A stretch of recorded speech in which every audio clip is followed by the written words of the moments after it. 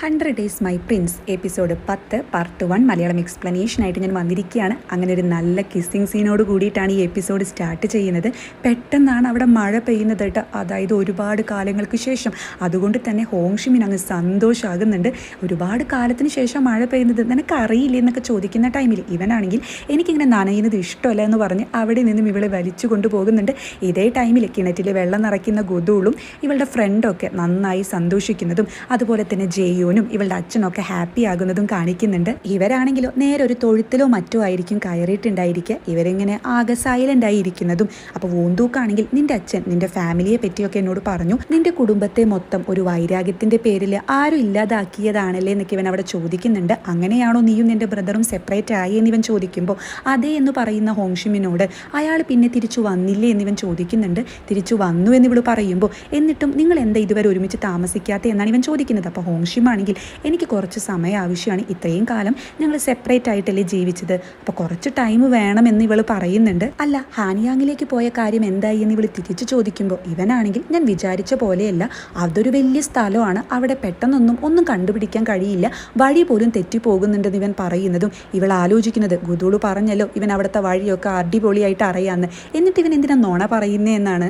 പിന്നീട് ഹോങ്ഷിമാണെങ്കിൽ നേരെ വീട്ടിൽ പോയാൽ മതിയായിരുന്നു, തണുത്തിട്ട് വയ്യ എന്ന് പറയുന്ന ടൈമിൽ പിന്നിൽ നിന്നും വരുന്ന വോന്തൂക്കാണെങ്കിൽ ഇവളെ ഹഗ് ചെയ്യുന്നുണ്ട് കേട്ടോ. മഴ മാറുന്നത് വരെ നമുക്ക് ഇങ്ങനെ നിൽക്കാമെന്നാണ് പറയുന്നത്. അങ്ങനെ നല്ലൊരു ക്യൂട്ട് സീൻ അവിടെ കാണിക്കുന്നുണ്ട്. ഇതേ ടൈമിൽ കൊട്ടാരത്തിലാണെങ്കിൽ കിങ് ഇതുപോലെ മഴയൊക്കെ കണ്ട് അങ്ങ് ആസ്വദിക്കുന്ന സമയത്താണ് ക്യൂനിന് തീരെ വയ്യ എന്നറിയുന്നതും നേരെ ആൾ അങ്ങോട്ട് ചെല്ലുന്നുണ്ട്. എന്താ പറ്റിയേ, ഞാൻ വേഗം ഫിസിഷ്യനെ വിളിക്കാന്നൊക്കെ പറയുന്ന ടൈമിൽ ക്യൂനാണെങ്കിൽ ഇങ്ങനെ തന്നെ മരിച്ചു പോകുന്നതാണ് നല്ലത് എന്നാണ് അവിടെ പറയുന്നത്. ഇത് കേട്ട് കിങ് ആണെങ്കിൽ എന്താ സംഭവം എന്നൊക്കെ ചോദിക്കുമ്പോൾ കിംച എന്നെ കാണാൻ വന്നിരുന്നു, അങ്ങ് എന്തിനാണ് ഒരു പ്ലെയിൻ പേപ്പറിൽ ആൾക്ക് റോയൽ സിമ്പലൊക്കെ ഇട്ടുകൊടുത്തത്, അതിലിനി ആൾക്ക് എന്ത് വേണമെങ്കിലും എഴുതിക്കൂടെ, ആള് പറഞ്ഞത് എന്നെയും എൻ്റെ മകനെയും കൊല്ലു എന്നാണ്, അങ്ങനെയാണെങ്കിൽ ഞാൻ ഇങ്ങനെ തന്നെ മരിച്ചു പോകട്ടെ എന്നൊക്കെ പറയുന്ന ടൈമിൽ കിം ആണെങ്കിൽ നിങ്ങളെ രണ്ടുപേരെ രക്ഷിക്കാൻ വേണ്ടിയിട്ടാണ് ഞാൻ ആ റോയൽ സിമ്പൽ കൊടുത്തതെന്ന് അവിടെ പറയുന്നുണ്ട്. അപ്പോൾ ക്യൂനാണെങ്കിൽ എന്നാലും അയാളെ പോലെ ഒരു പാമ്പിന് തന്നെ നിങ്ങളിത് ചെയ്തു കൊടുത്തുവല്ലോ എന്നൊക്കെ പറഞ്ഞ് കരയുകയാണ്. അതുപോലെ എന്തെങ്കിലും അയാൾക്കെതിരെ ചെയ്യണം, അല്ലെങ്കിൽ നമ്മുടെ ഈ അവസ്ഥ വളരെ മോശമാകുമെന്നൊക്കെ പറയുമ്പോൾ കിങ് ആണെങ്കിൽ ക്യൂനിൻ്റെ ഈ ആക്ടിങ്ങിലൊക്കെ അങ്ങ് വീണു പോകുന്നുണ്ട്. സംഭവം ആള് പറയുന്നത് കറക്റ്റാണ്. ഇതേ ടൈമിൽ കാട്ടിലെ ആ മഴയത്ത് ഹോങ്ഷിമിന്റെ ബ്രദർ ബോധമില്ലാതെ കിടക്കുന്നത് കാണിക്കുന്നുണ്ട് കേട്ടോ. വോന്തൂക്കിനോടാണെങ്കിൽ ഹോങ്ഷിമ കുളിക്കാനൊക്കെ പറയുന്ന ടൈമിൽ ആദ്യം നീ കുളിക്കുന്നാണ് ഇവൻ പറയുന്നത്. അങ്ങനെ ഇവർ രണ്ടുപേരും ആദ്യം നീ കുളിക്കുന്നൊക്കെ പറയുന്ന ടൈമിൽ എന്നാൽ ശരി നമുക്ക് രണ്ടുപേർക്ക് ഒരുമിച്ച് അങ്ങ് കുളിക്കാമെന്ന് ഇവൻ പറയുന്ന ടൈമിൽ അത് വേണ്ട ഞാൻ കുളിച്ചിട്ട് വരാമെന്ന് പറഞ്ഞ് ഇവൾ അകത്തേക്ക് പോകുന്നുണ്ട്. ആ ടൈമിൽ ഇവൻ ആലോചിക്കുന്നത് നേരത്തെ ഹോങ്ഷിമിന്റെ ബ്രദറിനോട് ചോദിച്ചിരുന്നല്ലോ ഞാൻ ആരാണെന്ന്. അപ്പോൾ ഹോങ്ഷിമിന്റെ ബ്രദർ അവിടെ പറയുന്നുണ്ട് നീ എല്ലാവരുടെയും മനസ്സിൽ നിന്ന് ഓൾറെഡി മരിച്ചു കഴിഞ്ഞു, ഇനി നീ ആരാണെന്ന് അറിയുന്നതിൽ ഒരർത്ഥമില്ല, മാത്രമല്ല നീ ജീവിച്ചിരിക്കുന്നുണ്ടെന്ന് അറിഞ്ഞാൽ ഒരുപാട് പേരുടെ മരണത്തിന് കാരണമാകുമെന്ന് ഈ ബ്രദർ പറയുന്ന ടൈമിൽ അതെന്താ നീ അങ്ങനെ പറഞ്ഞെന്ന് ഇവൻ തിരിച്ച് ചോദിക്കുന്നുണ്ട്. ആ ഒരു ടൈമിൽ ഇവൻ പെട്ടെന്ന് മൈൻഡ് ഔട്ട് ആകുന്നതും ഈ ബ്രദർ ആണെങ്കിൽ ഇവന്റെ കയ്യിൽ നിന്ന് വാളെടുക്കാൻ ശ്രമിക്കുന്നുണ്ട്. പിടിയും വലിയും ആകുന്ന ടൈമിൽ വോന്തൂക്കാണെങ്കിൽ ചവിട്ടുന്നത് ബ്രദറിന്റെ നേരത്തെ പരിക്ക് പറ്റിയ ഭാഗത്താണ്. ആ ഒരൊറ്റ ചവിട്ടിൽ തന്നെ ബ്രദറിന്റെ ബോധം പോകുന്നുണ്ട്. ഇതൊക്കെ ആലോചിച്ച് ഇവനാകെ ടെൻഷൻ അടിക്കുന്ന സമയത്താണ് അങ്ങോട്ട് ഹോങ്ഷിമു വരുന്നതും പിന്നീട് ഇവൻ കുളിക്കാൻ കയറുന്ന ടൈമിൽ ഇവള് അവിടെ പുതിയ ഡ്രസ്സൊക്കെ റെഡിയാക്കി വെച്ചിട്ടുണ്ടായിരിക്കും. അതൊക്കെ കാണുമ്പോൾ ഒരു സന്തോഷം വരുന്നുണ്ട്. ഇതേ ടൈമിൽ ഈ ഹോങ്ഷിമിന്റെ ബ്രദറിന് വീണ്ടും ബോധം പോയല്ലോ, ഇതൊക്കെ തന്നെ കിംച അറിയുന്നതും ഈ ഒരു ടൈമിൽ അവൻ എന്താണ് അങ്ങോട്ട് പോയത്, നിങ്ങൾ എന്നിൽ നിന്നും എന്തെങ്കിലും മറച്ചു വെക്കുന്നുണ്ടോന്ന് പറയുമ്പോൾ അതിൽ ഒരു ബടനാണെങ്കിൽ അങ്ങിൽ നിന്നും എന്ത് മറച്ചു വെക്കാനെന്ന് പറയുന്നതും മറ്റേ ബടനാണെങ്കിൽ എന്നോട് ക്ഷമിക്കണം, ഞാനാണ് ഹോങ്ഷിമിന്റെ ബ്രദറിനെ അമ്പ് ചെയ്തത്, എനിക്ക് അങ്ങനെ ചെയ്യേണ്ടി വന്നു, അതായത് നിങ്ങളുടെ അടുത്ത് നിന്നും പോകാൻ എനിക്ക് താല്പര്യമില്ല, അവന്റെ കയ്യിൽ ജസ്റ്റ് അമ്പ് ചെയ്തിട്ട് കുറച്ചു കാലം അവനെ കിടത്തണം, അതിലൂടെ അവന്റെ സ്വഭാവം മാറ്റിയെടുക്കണം എന്ന് മാത്രമേ ഞാൻ ചിന്തിച്ചുള്ളൂ എന്നൊക്കെ പറയുന്നതും കിംചയാണെങ്കിൽ ഉടനെ തന്നെ ഇവൻ അറസ്റ്റ് ചെയ്യുന്ന അവിടെ ഉത്തരവിടുന്നുണ്ട്. കൂളിയൊക്കെ കഴിഞ്ഞു വരുന്ന വോന്തൂക്കിനെ കാണുന്ന ഹോങ്ഷിമാണെങ്കിൽ ആഹാ ഡ്രസ്സ് അടിപൊളിയായിട്ടുണ്ടല്ലോ എന്ന് പറയുമ്പോൾ അല്ലെങ്കിലും ഞാൻ എന്ത് ഡ്രസ്സ് ഇട്ടാലും അത് അടിപൊളിയാണെന്ന് ഇവൻ പറയുന്നത് കേട്ട് ഒരു താങ്ക്സ് പറയാതെ സ്വയം പൊക്കിക്കൊണ്ടിരിക്കുകയാണല്ലേ എന്ന് ഹോങ്ഷിമ അവിടെ പറയുന്നുണ്ട്. ഇവനാണെങ്കിൽ അവിടെ ഇരുന്നതിന് ശേഷം കൈ നേരെ നീട്ടുകയാണ്. ഇത് കാണുമ്പോൾ ഇവൾക്കൊരു ചെറിയ നാണൊക്കെ വരുന്നുണ്ട്, ഹഗ് ചെയ്യാനായിരിക്കും എന്ന് വിചാരിച്ച്. പക്ഷെ ഇവനാണെങ്കിൽ ദേ ഈ കൈയൊക്കെ വലിപ്പം കൂടുതലാണെന്ന് പറയുന്നത് കേൾക്കുമ്പോൾ അങ്ങനെയൊന്നുമില്ല, നിന്റെ കൈ വലിപ്പം കൂടിയതുകൊണ്ട് നിനക്ക് തോന്നുക എന്നൊക്കെ പറഞ്ഞ് ഇവൾ അവിടെ ഉരുണ്ട് കളിക്കുന്നുണ്ട്. അതിനുശേഷം നിനക്ക് കുഴപ്പമൊന്നുമില്ലല്ലോ, വിശക്കുന്നുണ്ടോ തണുക്കുന്നുണ്ടോ എന്നൊക്കെ ചോദിക്കുമ്പോൾ ഇവനാണെങ്കിൽ 4 ദിവസമായിട്ട് നമ്മൾ കണ്ടിട്ടില്ലല്ലോ, അതുകൊണ്ട് നിനക്ക് എന്നെ ഒരുപാട് മിസ് ചെയ്തിട്ടുണ്ടായിരിക്കും, അതാ നീ ഇടയ്ക്കിടയ്ക്ക് എന്നോട് ഇങ്ങനെയൊക്കെ ചോദിച്ചുകൊണ്ടിരിക്കുന്നത്, ഞാൻ നിന്റെ ഭർത്താവല്ലേ, നിനക്ക് എന്നെ കിസ് ചെയ്യാനും അല്ലെങ്കിൽ ഹഗ് ചെയ്യാനും ഒന്ന് തൊടാനൊക്കെ തോന്നുന്നുണ്ടായിരിക്കും, ഒരു കാര്യം ചെയ്യും നിനക്കിവിടെ കിടക്കണമെങ്കിൽ കിടന്നോ, അല്ലെങ്കിൽ നീ നിന്റെ റൂമിലേക്ക് പൊക്കോ എന്നൊക്കെ ഇവൻ പറയുന്നത് കേട്ട് അയ്യേ എനിക്കൊന്നും അങ്ങനെ തോന്നുന്നില്ല പോകുന്നില്ല, അല്ലെങ്കിൽ തന്നെ ഞാൻ എൻ്റെ റൂമിലേക്ക് പോകാമെന്ന് പറഞ്ഞ് ഇവൾ അവിടെ നിന്നും പോകുന്നത് കാണുമ്പോൾ ഇവന് ചിരി വരുന്നുണ്ട്. റൂമിലെത്തുന്ന ഹോങ്ഷിം ആണെങ്കിലും മറ്റുള്ളവരെ അസ്വസ്ഥരാക്കാൻ ഇവൻ മിടുക്കനാണ്. അല്ലെങ്കിൽ തന്നെ എനിക്ക് അങ്ങനെയൊക്കെ തോന്നിയോ, ഇനിയിപ്പോൾ അവൻ അവിടെ കിടന്നോളാൻ പറഞ്ഞാൽ തന്നെ ഞാനൊന്നും കിടക്കത്തില്ല എന്ന് പറയുന്ന അതേ ഹോങ്ഷിം തന്നെ. അല്ല, ആദ്യം അവൻ അവിടെ കിടക്കുന്നു പറഞ്ഞിട്ടായിരുന്നു ബഹളം, പിന്നെ ഇപ്പം തന്നെ ഇങ്ങനെ, അല്ല പിന്നെ എന്തിനാ എന്നെ കിസ് ചെയ്തെന്നൊക്കെ പറഞ്ഞ് ആ സീനൊക്കെ ഇവൾ ആലോചിച്ചെടുക്കുന്നുണ്ട്. ഇതേ ടൈമിൽ വൂന്തൂക്കാണെങ്കിലോ നേരത്തെ ഹോങ്ഷിമിന്റെ ബ്രദർ പറഞ്ഞ കാര്യങ്ങളൊക്കെ ആലോചിച്ച് ആകെ കൺഫ്യൂഷൻ അടിച്ച് കിടക്കുന്നതാണ് കാണിക്കുന്നത്. കൊട്ടാരത്തിലാണെങ്കിലോ നമ്മുടെ പ്രിൻസസ് ഹോങ്ഷിമിന്റെ ബ്രദറിന്റെ അടുത്തേക്ക് വരുന്നതും അയാളെ ശുശ്രൂഷിക്കുന്നതൊക്കെ കാണിക്കുന്നുണ്ട് കേട്ടോ. ഇവള് നേരെ പോകുന്നത് ആ തടവിലാക്കിയ ആ ഒരു ഗാർഡിനെ കാണാനായിരിക്കും. നീ ഉടനെ തന്നെ ഇവിടുന്ന് രക്ഷപ്പെട്ടോളൂ, അല്ലെങ്കിൽ എൻ്റെ അച്ഛൻ നിന്നെ ക്രൂരമായി ഉപദ്രവിക്കും എന്നൊക്കെ പറയുന്ന ടൈമിൽ ഇയാളാണെങ്കിൽ ഇവിടെ നിന്ന് പോയാലായിരിക്കും ഞാൻ ഒരുപാട് അനുഭവിക്കുക, അതുകൊണ്ട് എന്തായാലും ഞാൻ അങ്ങനെ ചെയ്യുന്നില്ല എന്നവിടെ പറയുന്നത് കേട്ടി പ്രിൻസസ് ആണെങ്കിൽ ശരിക്കും നിങ്ങളെ എന്തെങ്കിലും മറച്ചു വെക്കുന്നുണ്ടോ എന്നവിടെ ചോദിക്കുന്നുണ്ട്. അപ്പോൾ ഈ ഗാർഡ് ആണെങ്കിൽ ഒന്നും പറയുന്നില്ല. നെക്സ്റ്റ് സീനിൽ ക്യൂനിന്റെ സ്പൈ ഉണ്ടല്ലോ ഒരു ലെറ്റർ നോക്കുന്നതാണ് കാണിക്കുന്നത്. അതായത് നേരത്തെ ഒരു സീനിൽ പ്രിൻസസ് ഒരു ലെറ്റർ ഒളിപ്പിച്ചു വെക്കുന്നതും ഇയാൾ അത് അവിടെ നിന്ന് എടുക്കുന്നതും കാണിച്ചിരുന്നു. പക്ഷെ അത് വായിക്കുന്ന ഒരു സീനൊന്നും പിന്നീട് കാണിച്ചില്ലല്ലോ. ഈ ലെറ്ററിൽ എഴുതിയിട്ടുണ്ടായിരിക്കുക, ഞാൻ ഇന്നലെ രാത്രി ഒരു സ്വപ്നം കണ്ടു, ഞാൻ അത് കണ്ടിട്ട് പേടിച്ചിരിക്കുകയാണ്, എത്രയും പെട്ടെന്ന് മീറ്റ് ചെയ്യണം. ആളുകൾ പറയുന്നത് നമ്മുടെ കയ്യിൽ എന്താണോ പ്രഷ്യസ് ആയിട്ടുള്ളത് അത് എപ്പോഴും കീപ്പ് ചെയ്ത് വെക്കണം എന്നാണ് എന്നൊക്കെ ആയിരിക്കും കേട്ടോ. അങ്ങനെ ഒരുപാട് സാഹിത്യമൊക്കെ അതിൽ എഴുതിയിട്ടുണ്ടായിരിക്കും. ഇയാളാണെങ്കിൽ ഇത് നേരെ നമ്മുടെ രാജകുമാരനാണ് കൊണ്ടുപോയി കൊടുക്കുന്നത്. ഇതൊക്കെ വായിക്കുന്ന രാജകുമാരനാണെങ്കിൽ ഇത് കണ്ടിട്ട് നിങ്ങൾക്കൊരു ലവ് ലെറ്റർ ആയിട്ടാണോ തോന്നിയത്? എനിക്കിത് കണ്ടപ്പോൾ ആ സ്ത്രീ അവരുടെ ഇമോഷൻസ് ഒക്കെ പറഞ്ഞിട്ടുള്ള ഒരു ലെറ്റർ ആയിട്ടാണ് തോന്നിയെന്ന് പറയുമ്പോൾ ഈ സ്റ്റാഫ് ആണെങ്കിൽ അങ്ങ് പ്രിൻസസിന്റെ കൂടെ നിൽക്കാനാണോ ശ്രമിക്കുന്നത് എന്ന് അവിടെ ചോദിക്കുന്നുണ്ട്. അപ്പോൾ രാജകുമാരനാണെങ്കിൽ ഞാൻ എല്ലാവരുടെയും കൂടെ നിൽക്കാനാണ് ശ്രമിക്കുന്നത്, നിങ്ങൾ വെറുതെ പ്രശ്നങ്ങളൊന്നും ഉണ്ടാക്കാൻ നോക്കണ്ട. അതായത് രാജകുടുംബത്തിൽ ഇപ്പം എല്ലാവരും സന്തോഷിച്ചിരിക്കുകയാണ്, ഒരു പുതിയ അതിഥി വരാൻ നിൽക്കുകയാണല്ലോ, അതുകൊണ്ട് ദയവ് ചെയ്ത് പ്രിൻസസിനെ ഉപദ്രവിക്കാനൊന്നും നോക്കരുതെന്ന് പറയുമ്പോൾ ഈ സ്റ്റാഫ് ആണെങ്കിൽ നിങ്ങൾ എന്താ ഇങ്ങനെ പറയുന്നത്, നിങ്ങൾക്ക് രാജാവായിക്കൂടെ എന്ന് ചോദിക്കുമ്പോൾ എനിക്ക് എന്തായാലും ഇതുപോലത്തെ വൃത്തികെട്ട കളികൾ കളിച്ച് രാജാവാകാൻ താല്പര്യമില്ല. പ്രിൻസസിന്റെ പിന്നാലെ നടന്ന് അവരെ കരിവാരി തേക്കാനാണ് ഉദ്ദേശിക്കുന്നതെങ്കിൽ അതിന് ശ്രമിക്കേണ്ട, ഇതെന്റെ റിക്വസ്റ്റ് അല്ല ഓർഡർ ആണെന്ന് അവിടെ പറഞ്ഞ് ഇയാളുടെ വായ അടപ്പിക്കുന്നുണ്ട്. നെക്സ്റ്റ് സീനിൽ വീട്ടിലെത്തുന്ന ഹോങ്ഷിമിന്റെ അച്ഛൻ അവിടെ വൂന്തൂക്കിനെ കണ്ടങ്ങ് സന്തോഷിക്കുന്നുണ്ട്, ഇവനെ ഹഗ് ചെയ്യുന്നതും. അപ്പോൾ ഇവൻ അവിടെ ചോദിക്കുന്നുണ്ട് കേട്ടോ, നിങ്ങൾ ഒരു പരിചയമില്ലാത്ത എന്നെ നിങ്ങളുടെ മകളെ കൊണ്ട് കല്യാണം കഴിപ്പിച്ചു, ഇപ്പോഴാ ഞാൻ വന്നിട്ടുണ്ടെന്ന് അറിഞ്ഞ് നിങ്ങൾ ഇത്രയ്ക്കും സന്തോഷിക്കുന്നു, എന്താ കാര്യം എന്നൊക്കെ ചോദിക്കുമ്പോൾ ഇയാളാണെങ്കിൽ ഞാൻ നിന്നെ രക്ഷിച്ചതും ഇപ്പം ഞാൻ നിന്നെ ഒരു മകനായിട്ടാണ് കാണുന്നത്, അപ്പോൾ എനിക്ക് ഇത്രയും സന്തോഷമൊക്കെ ഉണ്ടാവില്ല എന്ന് അവിടെ പറയുന്ന ടൈമിൽ വൂന്തൂക്കാണെങ്കിൽ ഇവനെ രക്ഷിച്ചതിന് താങ്ക്സ് ഒക്കെ അവിടെ പറയുന്നുണ്ട്. പിന്നീട് ഹോങ്ഷിം ആണെങ്കിലും ലേറ്റ് ആയിട്ട് എണീറ്റ് വരുമ്പോൾ എന്താ കാണുന്നത്, അച്ഛനും വൂന്തൂക്കും കൂടിയിട്ട് കയറ് പിരിക്കുന്നതാണ്. ഞാൻ ബ്രേക്ക്ഫാസ്റ്റ് റെഡിയാക്കാന്നൊക്കെ ഹോങ്ഷിം അവിടെ പറയുന്ന ടൈമിൽ അച്ഛനാണെങ്കിൽ ഞാനതൊക്കെ ഓൾറെഡി ഉണ്ടാക്കി കൊടുത്തു എന്ന് പറയുന്നതും വൂന്തൂക്കാണെങ്കിൽ നീ ഉണ്ടാക്കുന്നതിനേക്കാൾ നല്ല ടേസ്റ്റ് ഉണ്ടായിരുന്നു എന്ന് പറഞ്ഞ്, അതായത് ഇവർ തമ്മിൽ ഇപ്പം നല്ല സെറ്റായി. അപ്പോൾ ഹോങ്ഷിം ആണെങ്കിൽ അല്ല കയറ് പിരിക്കാനൊന്നും നിനക്ക് അറിയില്ലല്ലോ എന്ന് ചോദിക്കുമ്പോൾ പിന്നെ ഇതൊക്കെ ആരാ പിരിച്ച് ഞാനാന്നൊക്കെ പറഞ്ഞ് കാണിച്ചു കൊടുക്കുന്നുണ്ട്. അതായത് ഇവൻ നന്നായി തന്നെ ചെയ്യുന്നുണ്ട്, അച്ഛൻ ഇവനെ പഠിപ്പിച്ചു കൊടുത്തതാണ്, ഇത് കഴിഞ്ഞിട്ട് വേണം എനിക്ക് വിറക് വെട്ടാൻ പഠിക്കുന്നതും ചെടികൾ പറിക്കാൻ പഠിക്കുന്നതും എന്നൊക്കെ വൂന്തൂക്ക് പറയുന്നത് കേട്ട് ഇവളുടെ കിളി പോകുന്നുണ്ട് കേട്ടോ. അതായത് ഇവനിത് എന്ത് പറ്റി എന്നുള്ള രീതിയിലാണ് ഇവൾ നിൽക്കുന്നത്. അച്ഛനാണെങ്കിൽ ഇവളെ നൈസായിട്ട് വിളിച്ചു കൊണ്ടുപോകുന്നതും. വൂന്തൂക്ക് പണ്ടത്തെ പോലെയല്ല, ഒരുപാട് മാറ്റം വന്നിട്ടുണ്ട്. മുന്നേ ഞാൻ ഇവന് വൂന്തൂക്കെന്ന് വിളിക്കുന്നത് തന്നെ ഇവന് ഇഷ്ടമല്ലായിരുന്നു, പക്ഷെ ഇന്ന് ഞാൻ വിളിച്ചപ്പോൾ അവൻ തിരിച്ചൊന്നും പറഞ്ഞില്ല, അവനെന്തേ ഓരോന്ന് പഠിക്കണം എന്നുള്ള ഒരു ത്വരയൊക്കെ വന്നിട്ടുണ്ട്. അതിൻ്റെ ബ്രദർ വരുന്ന സമയത്ത് നമുക്ക് ഇവനി നമ്മുടെ കൂടെ കൊണ്ടുപോകാം അല്ലേ, അവൻ പാവമുണ്ടെന്നൊക്കെ പറയുന്നുണ്ട്. ഇതേ ടൈമിൽ മജിസ്ട്രേറ്റ് ഓഫീസിലെ ജയൂനാണെങ്കിൽ പണ്ടത്തെ കാര്യമൊക്കെ ആലോചിച്ച്, അതായത് ഹോങ്ഷിമിന്റെ കാര്യമൊക്കെ ആലോചിച്ച് ചിരിക്കുന്ന ടൈമിൽ അങ്ങോട്ട് വരുന്ന ഗുമസ്തനാണെങ്കിൽ വെറുതെ ഇരുന്ന് ചിരിക്കാൻ ഭ്രാന്തുണ്ടോ എന്ന് ചോദിക്കുന്നുണ്ട്. അല്ല സാറേ, നിങ്ങൾ ഇന്നലെ രാത്രി ഉറങ്ങിയില്ലേ, ഈ ഓഫീസിലെ ഈ റെക്കോർഡൊക്കെ വായിച്ചിരിക്കുകയായിരുന്നു എന്ന് ചോദിക്കുന്ന ഗുമസ്തനോട് ഈ നാട്ടിലെ കാര്യങ്ങളൊക്കെ ഞാൻ പഠിച്ചെടുക്കേണ്ടേ എന്നാണ് ജയൂൻ തിരിച്ചു പറയുന്നത്.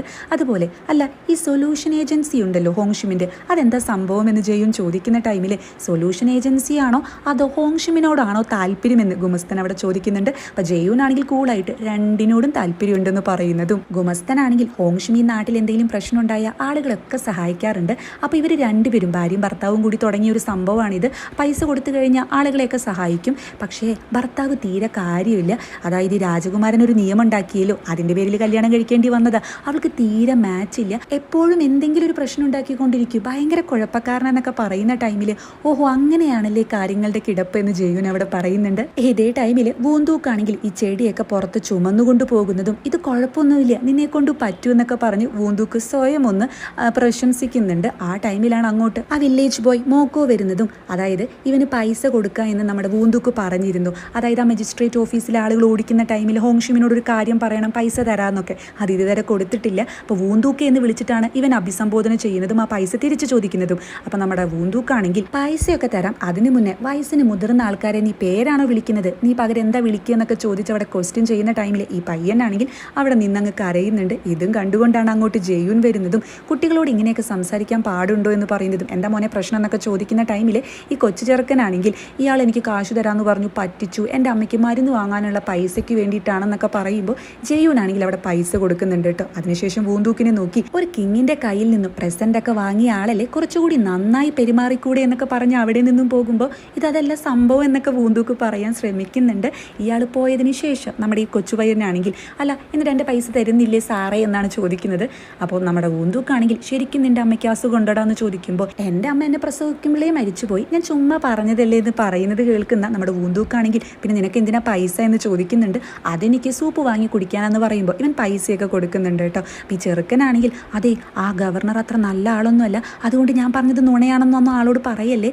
വൂന്തൂക്ക് ഇവിടുന്ന് പോയ ടൈമിൽ ആൾ നാട്ടുകാരെ ഒരുപാട് ബുദ്ധിമുട്ടിച്ചു. അത് മാത്രമല്ല ഹോങ്ഷിമിനോട് പ്രൈവറ്റായിട്ട് സംസാരിക്കുന്നുണ്ടായിരുന്നു. എല്ലാവരും പറയുന്നത് ഇയാൾ ഹോങ്ഷിമിനെ വളയ്ക്കാൻ നോക്കുന്നുണ്ടെന്നാ എന്നൊക്കെ ഇവൻ പറയുന്നത് കേട്ട് നമ്മുടെ വൂന്തൂക്കിന് അതങ്ങ് ഇഷ്ടപ്പെടുന്നില്ല. ജയൂനാണെങ്കിലോ നേരെ പോകുന്നത് ഹോങ്ഷിമിൻ്റെ അടുത്തേക്കാണ്. ഇവനൊരു ഹെൽപ്പ് വേണമെന്ന് പറയുമ്പോൾ ഒരിക്കലും ചെയ്യാൻ പറ്റില്ല എന്ന് ഹോങ്ഷിമ് പറയുന്നത് കേട്ട് എന്നാൽ ശരി ചെയ്യേണ്ട, ഈ സാധാരണ ഒരു പെൺകുട്ടിക്ക് ഹാനിയാങ്ങിൽ വന്നിട്ട് നോബിൾ സ്ത്രീയുടെ വേഷമൊക്കെ ധരിക്കേണ്ട ആവശ്യം എന്താണെന്ന് ഞാൻ എല്ലാവരോടും ഒന്ന് ചോദിച്ചു നോക്കട്ടെ എന്ന് പറയുമ്പോൾ ഞാൻ ചെയ്തു തരാമെന്ന് ഹോങ്ഷിമ അവിടെ പറയുന്നുണ്ട്. മറ്റൊരു വഴിയില്ല, എന്താ കാര്യമെന്ന് ചോദിക്കുമ്പോൾ അതിങ്ങനെ ഉറക്കെ പറയാൻ പറ്റില്ല എന്ന് പറഞ്ഞ് ഇവൻ ചെവിയിൽ പറയുന്ന ടൈമിലാണ് ഇത് കണ്ടുവരുന്നത്. നമ്മുടെ വൂന്തൂക്കാണെങ്കിൽ ഇത് കണ്ടിട്ട് എനിക്ക് നന്നായിട്ട് അസ്വസ്ഥത തോന്നുന്നുണ്ടെന്ന് അവിടെ പറയുന്നതും ഒരു മാരീഡ് ആയിട്ടുള്ള സ്ത്രീയോട് ഇങ്ങനെ സംസാരിക്കുന്നത് തെറ്റാണെന്ന് നിങ്ങൾക്ക് അറിയില്ലേ എന്ന് വൂന്തൂക്ക് അവിടെ ചോദിക്കുമ്പോൾ ഇത് നിന്റെ ഭർത്താവാണോ എന്ന് ഇയാൾ ഹോങ്ഷിമിനോട് ചോദിക്കുന്നുണ്ട്. ഹോങ്ഷിം ആണെങ്കിൽ അതെ ഇയാൾ നമ്മുടെ സൊല്യൂഷൻ ഏജൻസിയിൽ ഒരു പ്രശ്നമായിട്ട് വന്നതാന്നൊക്കെ പറഞ്ഞ് ഇവനെ ഉള്ളിലേക്ക് കയറ്റുന്നതും നിങ്ങൾ തമ്മിൽ ഇങ്ങനെ സംസാരിച്ചത് എനിക്ക് തീരെ ഇഷ്ടമായില്ല എന്ന് വൂന്തൂക്ക് പറയുന്ന ടൈമിൽ എന്താ നിനക്ക് കുശുമ്പ് തോന്നിയോ എന്ന് ഇവിടെ തിരിച്ച് ചോദിക്കുന്നുണ്ട്. അപ്പോൾ ഇവനാണെങ്കിൽ ഞാൻ ഇതുപോലെ ഒരു പെൺകുട്ടിയോട് ഇത്രയും ക്ലോസ് ആയിട്ട് സംസാരിക്കുന്നത് കണ്ടാൽ നിനക്ക് കുഴപ്പമില്ല എന്ന് ചോദിക്കുമ്പോൾ ഞാനതൊന്നും കുഴപ്പമാക്കില്ല എന്ന് ഇവൾ പറയുന്നത് കേട്ട് ഇവനൊന്ന് അത്ഭുതപ്പെടുന്നുണ്ട്. അതിനുശേഷം ഇവനിങ്ങനെ വെയിലത്തൊക്കെ പണിയെടുത്തതല്ലേ അപ്പോൾ കരിവാളിച്ചിട്ടുണ്ടെന്നൊക്കെ പറഞ്ഞ് ഇവളെന്തോ ഒരു പച്ചമരുന്നൊക്കെ എടുത്ത് ഇവൻ്റെ ഫേസിൽ ഇട്ട് കൊടുക്കുന്നുണ്ട്. അപ്പോൾ ഇവനാണെങ്കിൽ ഇവളിങ്ങനെ നോക്കിയിരിക്കുമ്പോൾ കണ്ണടയ്ക്കാൻ പറയുന്നുണ്ട്. കണ്ണടച്ച് എനിക്ക് നിന്നെ എങ്ങനെ കാണാൻ പറ്റിയെന്ന് വൂന്തൂക്ക് പറയുന്നതും ഇവളാണെങ്കിൽ ആകെ നാണൊക്കെ വന്ന് പിന്നീട് കണ്ണടപ്പിക്കാനൊക്കെ ശ്രമിക്കുന്നുണ്ട്. ഇവനാണെങ്കിൽ ഇതൊക്കെ കണ്ടിട്ട് ചിരി വരുന്നതും ഹോങ്ഷിമാണെങ്കിൽ ഇവൻ്റെ പുരുകൊക്കെ പിടിച്ചിട്ട് ഇത് ഭയങ്കര കട്ടിയുണ്ടല്ലോ എന്നൊക്കെ പറയുന്ന ടൈമിൽ വൂന്തൂക്കാണെങ്കിൽ എൻ്റെ ഫേസിൽ ടച്ച് ചെയ്യാൻ ഞാൻ നിനക്ക് പെർമിഷൻ തന്നില്ലല്ലോ എന്നവിടെ ചോദിക്കുമ്പോൾ ഇവൾ പെട്ടെന്ന് കൈ പിൻവലിക്കുന്നുണ്ട്. അപ്പോൾ ഇവനാണെങ്കിൽ ഇവളുടെ കൈ എടുത്ത് മുഖത്ത് വെച്ച് വേറെ ആർക്കും ഞാൻ പെർമിഷൻ കൊടുക്കില്ല, പക്ഷേ നിനക്ക് എൻ്റെ ശരീരത്തിൽ തൊടാമെന്നവിടെ പറയുന്നതും അങ്ങനെ ഒരു ക്യൂട്ട് സീനാണ് കേട്ടോ അവിടെ കാണിക്കുന്നത്. അങ്ങനെ നെക്സ്റ്റ് സീനിൽ കൊട്ടാരത്തിലാണെങ്കിൽ അവിടെ അടിച്ചു ജോലിക്കൊക്കെ വരുന്ന സ്ത്രീകളാണെങ്കിൽ നീ ആ റൂമർ കേട്ടില്ലേ നമ്മുടെ രാജകുമാരൻ ജീവിച്ചിരിക്കുന്നുണ്ടെന്ന് എന്നൊക്കെ പറയുന്നതും ഇത് അങ്ങോട്ട് വരുന്ന കിംചയാണെങ്കിൽ കേൾക്കുന്നുണ്ട്. ഇതേ ടൈമിൽ വൂന്തൂക്കാണെങ്കിൽ വിറക് വെട്ടുന്ന ടൈമിലാണ് അങ്ങോട്ട് ഗുദൂളും വൈഫും വരുന്നതും. അപ്പോൾ ഗുദൂളിൻ്റെ വൈഫാണെങ്കിൽ ഹോങ്ഷിമ പറഞ്ഞത് എത്ര ശരിയാ, ഇവൻ ഭയങ്കര സ്ട്രോങ് ആണെന്നൊക്കെ പറഞ്ഞ് ആസ്വദിക്കുമ്പോൾ ഇത് ഗുദൂളിന് അത്ര ഇഷ്ടപ്പെടുന്നില്ല. ഒന്നില്ലെങ്കിലും സ്വന്തം ഭാര്യയല്ലേ, അപ്പം എന്താ കാര്യമെന്ന് വൂന്തൂക്ക് ചോദിക്കുന്ന ടൈമിൽ മഴവെള്ളമൊക്കെ വന്നിട്ട് വയലൊക്കെ നിറഞ്ഞല്ലോ, അതുകൊണ്ട് തന്നെ ഇവർക്ക് ഒരുപാട് മീനിനൊക്കെ കിട്ടി, അത് നന്നാക്കാൻ ഇവർക്ക് രണ്ടുപേർക്കും അറിയില്ല. ഹോങ്ഷിമാണ് അതെപ്പോഴും ചെയ്തു തരുന്നത്, അപ്പോൾ അവളുടെ ഹെൽപ്പിന് വേണ്ടി വന്നതെന്ന് പറയുമ്പോൾ വൂന്തൂക്കാണെങ്കിൽ ഇതായിരുന്നോ, ഇനി അവളോടൊന്നും പറയേണ്ട ആവശ്യമില്ല, ഞാൻ എല്ലാം ചെയ്തു തരാമെന്നൊക്കെ പറഞ്ഞ് വലിയ കാര്യത്തിൽ തുറന്നു നോക്കുമ്പോൾ ഈ മീൻ കടന്നങ്ങ് പിടയ്ക്കുന്നത് കാണുമ്പോൾ ഇവനാകെ ടെൻഷനാവുകയാണ്. അല്ല ഹോങ്ഷിമ വരുന്നതാണ് നല്ലതെന്ന് ഇതേ വൂന്തൂക്ക് തന്നെ പിന്നീട് പറയുന്നുണ്ട്.